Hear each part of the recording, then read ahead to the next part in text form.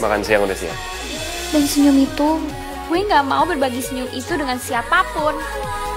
Ibu siapanya saya? Saya tante jauh kamu. Saya sepupu dari Valerian Casarius. Gue sama Harry. Mulai dari sekarang. Halo guys, kembali lagi di Aktor Channel.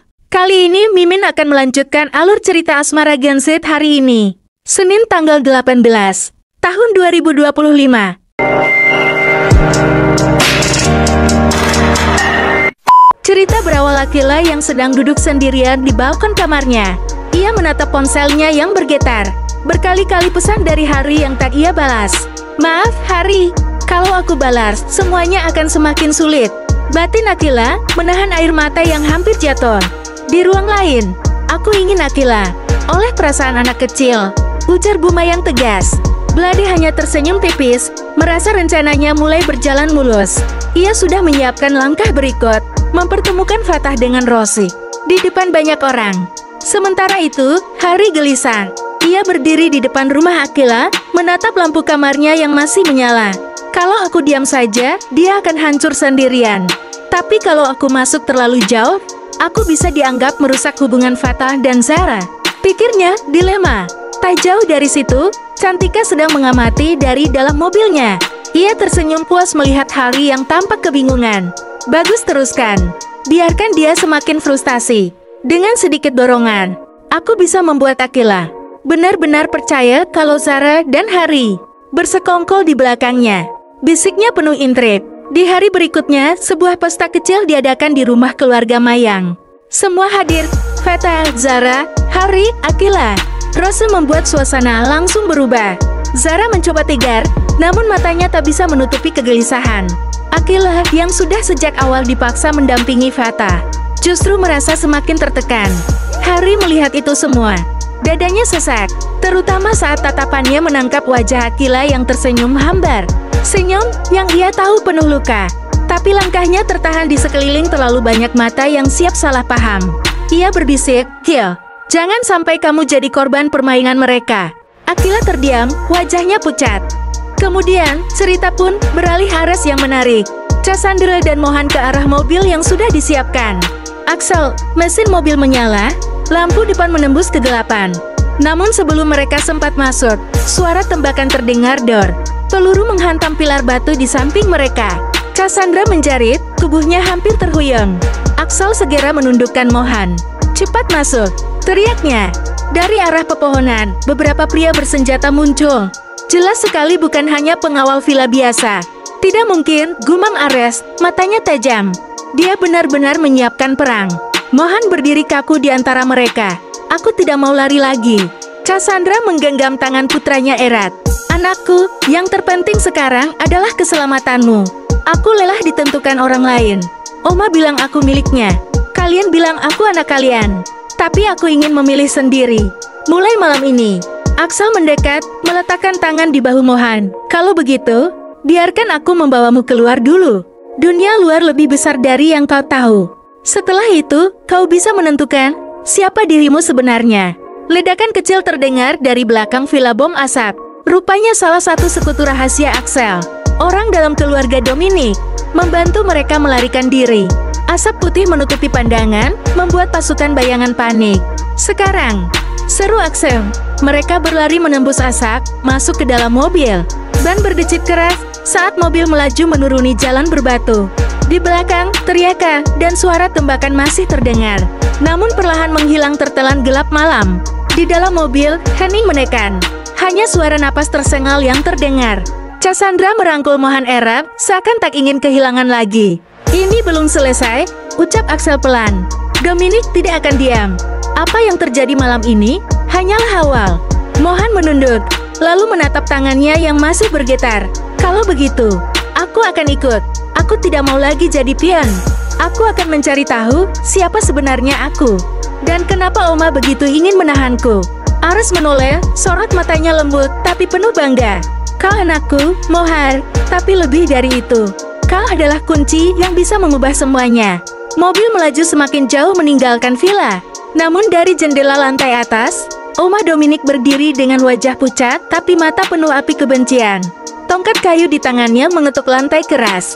Kalian boleh bawa dia malam ini. Tapi ingat, darah keluarga ini tidak pernah bisa lepas. Mohan tetap milikku. Dan aku akan merebutnya kembali, meski dengan darah sekalipun. Hujan kembali turun, membasahi kaca jendela. Malam itu, perang dingin berubah menjadi peperangan terbuka yang akan mengguncang seluruh keluarga besar Dominic. Dan mungkin dunia yang lebih luas di luar mereka. Mobil itu melaju kencang menembus jalan gelap. Lampu-lampu kota Jakarta mulai terlihat dari kejauhan. Tapi suasana di dalam mobil masih tegang. Mohan duduk di kursi belakang. Diapit Cassandra dan Ares, kepalanya penuh pertanyaan. Dan matanya terus menatap keluar jendela, seolah mencari jawaban dari kegelapan malam. Axel memecah keheningan. Kita tidak bisa kembali ke apartemen. Uma pasti sudah mengirim orang ke sana. Kita butuh tempat aman, yang tidak pernah masuk ke dalam catatan keluarga. Ares mengangguk pelan. Aku punya satu tempat. Hanya segelintir orang yang tahu. Cassandra menatap suaminya dengan cemas. Tapi tempat itu sudah lama tidak digunakan. Justru karena itu, balas Ares, aman. Mereka menuju pinggiran kota, ke sebuah rumah tua peninggalan kakek. Ares, rumah itu dibiarkan kosong bertahun-tahun, namun masih berdiri kokoh. Begitu masuk, suasana berdebu dan dingin menyambut. Tapi untuk malam itu, rumah itu menjadi benteng terakhir mereka. Mohan berjalan pelan menyusuri ruang tamu yang penuh foto-foto tua di dinding. Ia berhenti di depan salah satu foto, seorang pria muda, berdiri di samping wanita cantik yang tersenyum. Ada bayi dalam gendongan mereka. Matanya membesar. Itu aku. Cassandra mendekat, suaranya bergetar. Ya, Neb, itu saat usiamu baru beberapa bulan. Kau tersenyum di foto itu, sebelum semuanya dirampas. Mohan menelan ludah, rasa asin dan hangat bercampur di dadanya. Untuk pertama kali dalam hidupnya, potongan kenangan itu terasa nyata, bukan dongan.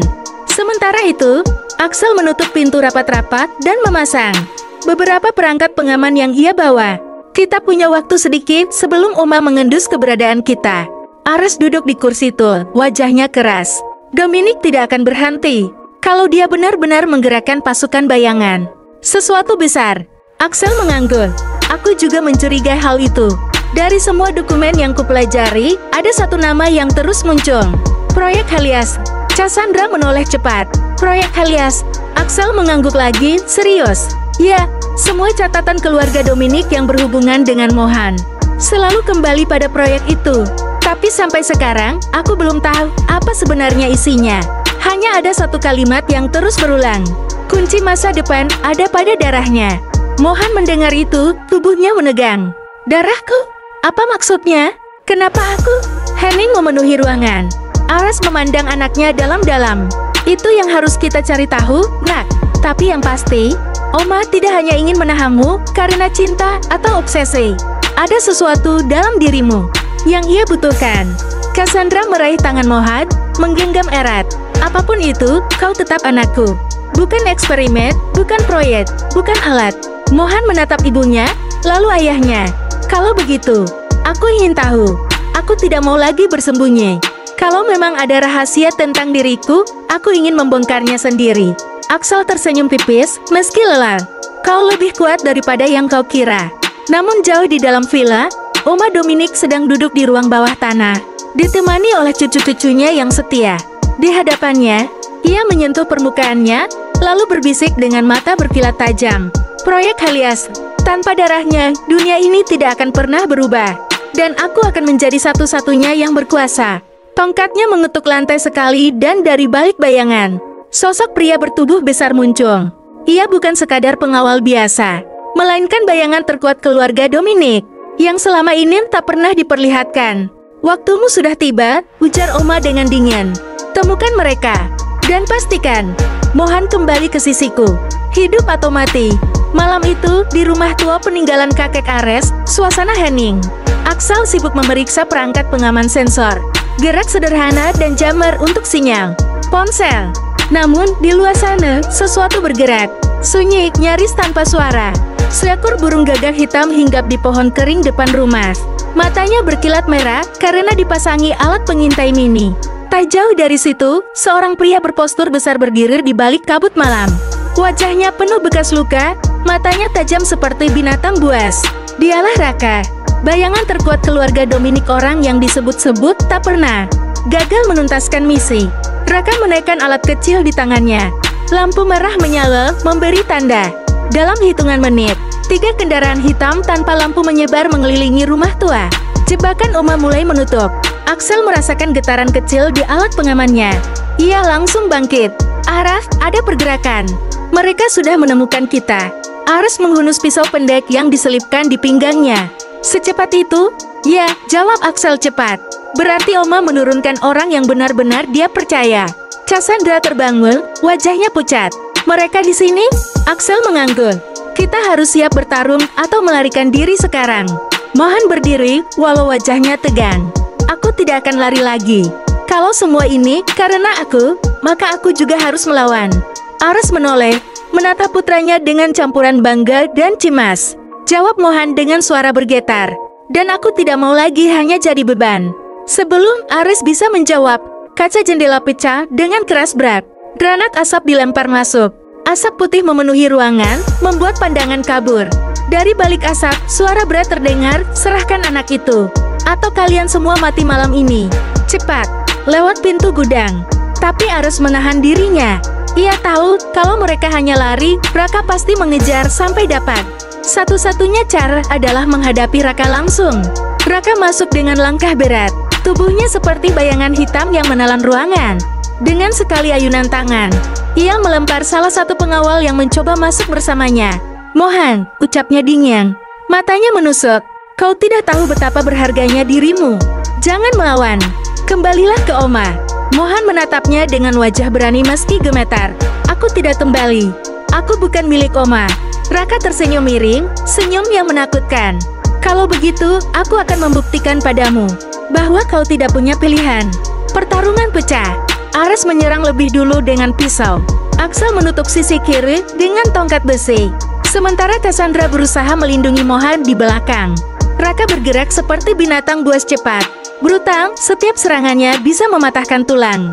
Benturan keras menggema, kursi pecah, dinding retak. Rumah tua itu berubah jadi medan perang.